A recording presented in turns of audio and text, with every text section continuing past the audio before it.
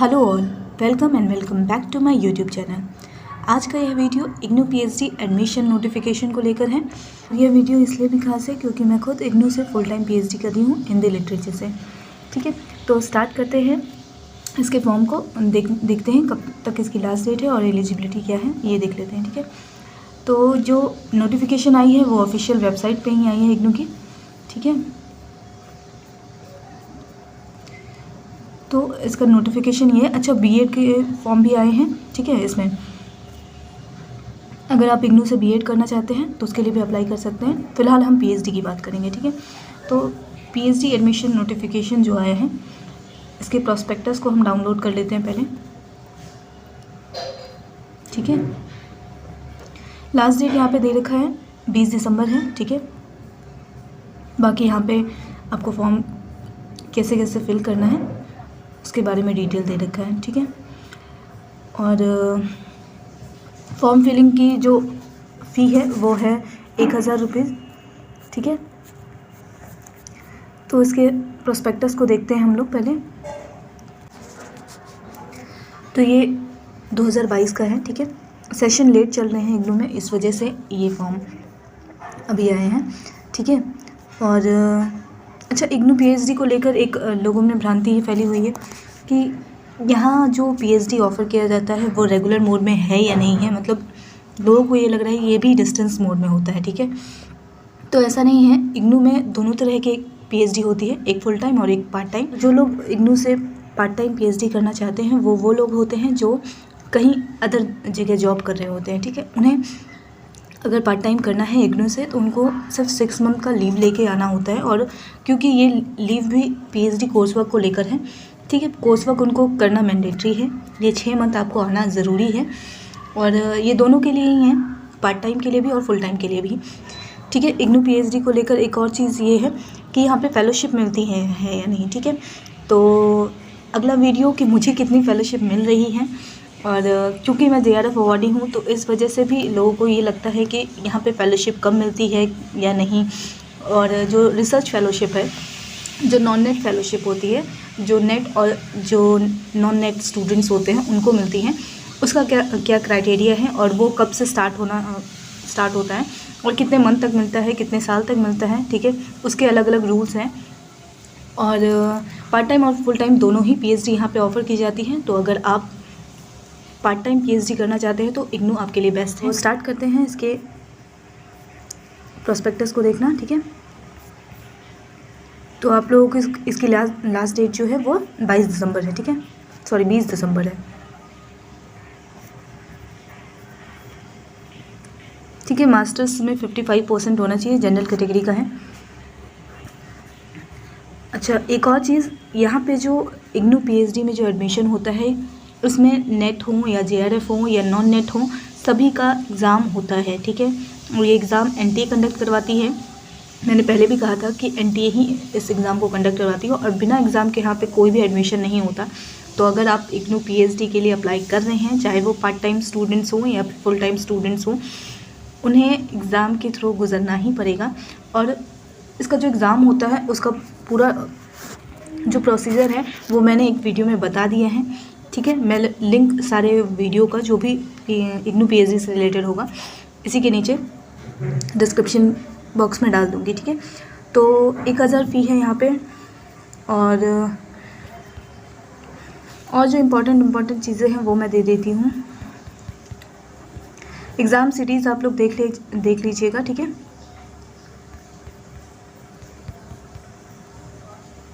लखनऊ है। ठीक है, मेन सिटीज़ ही हैं।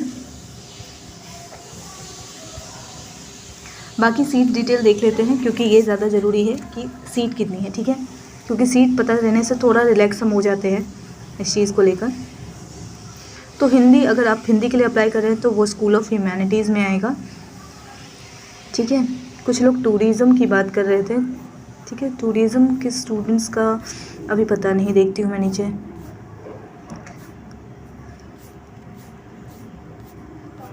मैनेजमेंट है, एजुकेशन है, डिस्टेंस एजुकेशन है।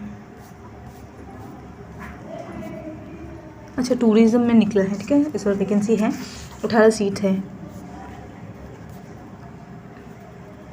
इसके प्रीवियस ईयर क्वेश्चन आपको एनटीए की वेबसाइट्स पे मिल जाएंगे। और हाँ, हिंदी के लिए मैंने अपने वीडियो में प्रीवियस ईयर क्वेश्चन दे रखा है, ठीक है। तो अभी फ़िलहाल हिंदी की बात करते हैं, ठीक है। स्कूल ऑफ ह्यूमैनिटीज़, और ये है, इसमें भी मास्टर डिग्री और एमफिल डिग्री होनी चाहिए आपकी, और लगाया है मैंने, यानी कि मास्टर्स जो है वो मिनिमम एलिजिबिलिटी है, ठीक है, इसको अप्लाई करने के लिए। बाकी नेट क्वालिफाई होना चाहिए ऐसा कुछ नहीं है, ठीक है, क्योंकि आपको एग्ज़ाम से गुजरना ही पड़ेगा, इस वजह से सिर्फ मास्टर डिग्री एलिजिबिलिटी रखी गई है इसकी। और जनरल के लिए 8 सीट है, ओबीसी के लिए 3 सीट है, एससी के लिए 1 है और एसटी के लिए सीट नहीं है, ईडब्ल्यूएस के लिए 1 सीट है, ठीक है। टोटल 13 सीट आई हैं इस बार हिंदी में। बाकी भी देख लीजिए आप। होम साइंस में है डेवलपमेंट सोशल वर्क, ठीक है। बाकी का मुझे पता नहीं कि कौन कौन से सब्जेक्ट इसमें और ऑफ़र किए जाते हैं और इस बार हैं या नहीं, लेकिन हिंदी की सीट है और भी बाकी सब्जेक्ट्स की सीट्स अच्छी खासी आई है, ठीक है। अब सिलेबस को लेकर बात कर लेते हैं। तो सिलेबस इसमें जो दिया होता है वो एक नॉर्मल सिलेबस है, ठीक है। और जैसे आप नेट के लिए पढ़ते हैं वही चीज़ यहाँ पे पूछी जाती है। और रिसर्च का जो अलग पार्ट होता है, 30 क्वेश्चन रिसर्च के पूछे जाएंगे, बाकी के 70 क्वेश्चन जो है वो आपके सब्जेक्ट स्पेसिफिक होंगे, ठीक है। तो 30 क्वेश्चन जो रिसर्च के लिए होते हैं वो सारे मिक्स ही होते हैं, पता नहीं चलता इसमें कि अलग से कुछ नहीं होता है, ठीक है। ये नहीं कि 30 क्वेश्चन का अलग सेक्शन बना हो, ऐसा नहीं है। टोटल 100 क्वेश्चन आएंगे, उसी में दोनों ही सब्जेक्ट्स के मिक्स क्वेश्चन होंगे, ठीक है। और टाइम इसमें 3 घंटे है और टोटल मार्क्स 400 है, नेगेटिव मार्किंग नहीं है, ठीक है।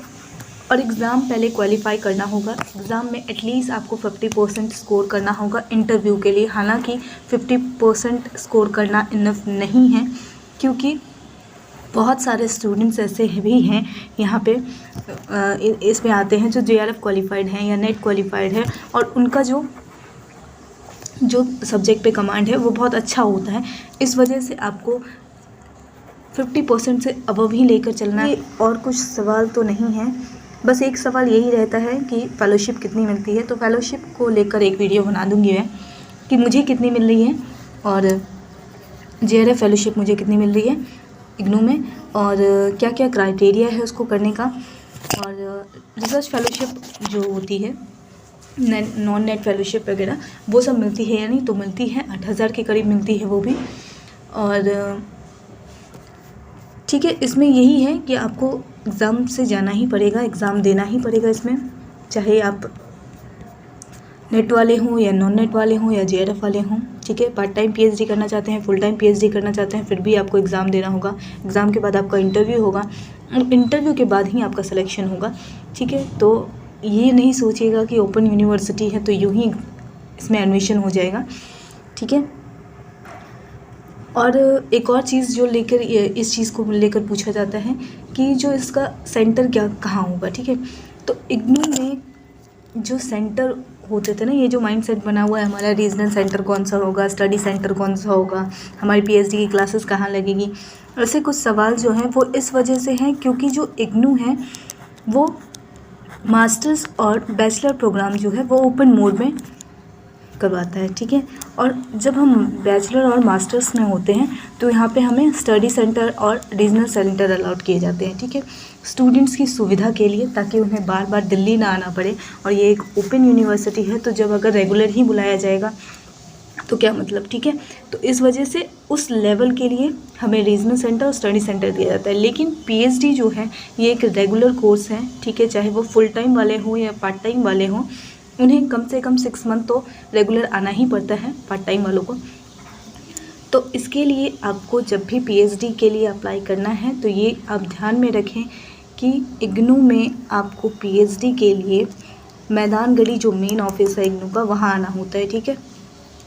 इसके लिए कोई रीजनल सेंटर नहीं होता, स्टडी सेंटर नहीं होता, ठीक है। एग्ज़ाम के लिए आप भले ही किसी सेंटर को चूज़ कर सकते हैं, लेकिन जो क्लासेस होंगी, जो भी आपका PhD से रिलेटेड जितना भी वर्क होगा, वो सब कुछ मैदान गढ़ी मेन ऑफिस में होगा। और एक और चीज़ जो स्टूडेंट्स बार बार ये गलती करते हैं कि इग्नू में हॉस्टल फैसिलिटी नहीं है, ठीक है, किसी भी स्टूडेंट्स के लिए हॉस्टल फैसिलिटी नहीं है।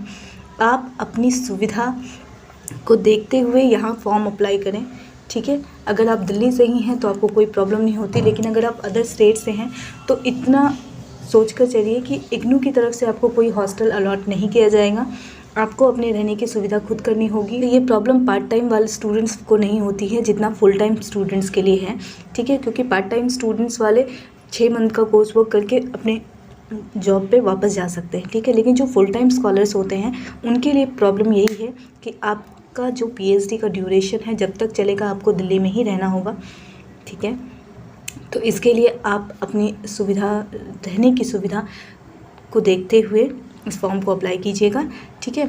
और एग्ज़ाम होगा और इसके लिए कोई रीजनल सेंटर नहीं होता, स्टडी सेंटर नहीं होता, जो भी काम होगा वो पीएचडी का वो मेन ऑफिस मैदानगढ़ी में ही होगा, ठीक है। और इससे रिलेटेड जो भी डाउट्स हैं आप नीचे कमेंट सेक्शन में पूछ लीजिएगा, ठीक है। फॉर्म फिल करते वक्त कोई प्रॉब्लम आए तो उससे रिलेटेड जो भी डाउट है वो भी पूछ सकते हैं। एग्ज़ाम आपका एनटीए कंडक्ट करवाएगा, इसका एंट्रेंस एग्ज़ाम जो है वो एनटीए कंडक्ट करवाने वाला है।